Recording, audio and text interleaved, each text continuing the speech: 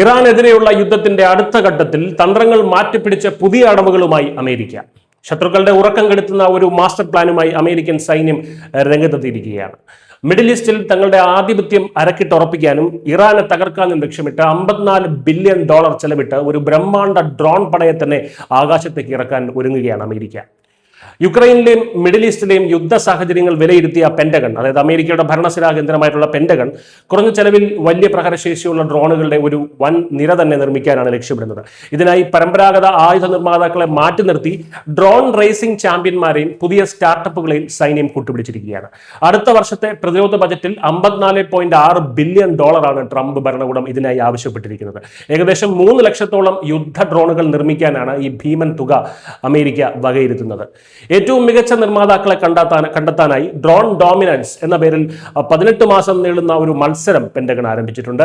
ഇതിൽ വിജയിക്കുന്ന കമ്പനികൾക്ക് $1.1 ബില്യൺ പ്രാഥമിക കരാറുകൾ ലഭിക്കും.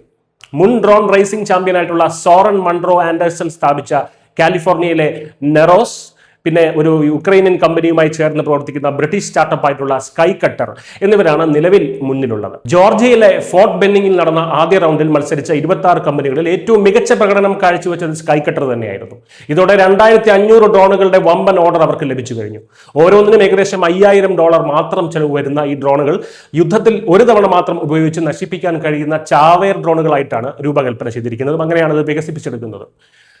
ഡ്രോൺ റേസിംഗ് സാങ്കേതിക വിദ്യ ഉപയോഗിക്കുന്നതിനാൽ അതിവേഗത്തിൽ സഞ്ചരിക്കാനും ശത്രുക്കളുടെ കെട്ടിടങ്ങൾക്കും അവരുടെ ഒളിത്താവളങ്ങൾക്കും ഉള്ളിൽ കടന്നു ചെന്ന് അതിനുള്ളിൽ കടന്നു ചെന്ന് പോലും കൃത്യതയോടെ ആക്രമണം നടത്താനും ഇവയ്ക്ക് നിസ്സാരമായി കഴിയും. സാധാരണയായി വർഷങ്ങളെടുക്കുന്ന ആയുധ നിർമ്മാണ രീതികൾ ഒഴിവാക്കി ഏറ്റവും വേഗത്തിൽ ഈ ഡ്രോണുകൾ സൈന്യത്തിന്റെ ഭാഗമാക്കുക എന്നതാണ് ഇപ്പോൾ പെന്റഗൺ ലക്ഷ്യമിടുന്നത്.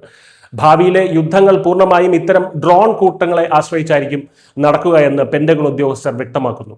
ചുരുക്കത്തിൽ ലക്ഷക്കണക്കിന് ഫ്ലൈയിങ് ബോംബുകളെ ആകാശത്തേക്ക് തുറന്നുവിട്ട് മിഡിൽ ഈസ്റ്റിൽ ഇറാനുമേൽ സമ്പൂർണ്ണ വ്യോമാധിപത്യം സ്ഥാപിക്കാനുള്ള അമേരിക്കയുടെ ഈ ഒരു വമ്പൻ നീക്കം ലോകരാജ്യങ്ങൾ അങ്ങേയറ്റം ഗൗരവത്തോടെ തന്നെയാണ് ഉറ്റുനോക്കുന്നത്. News desk.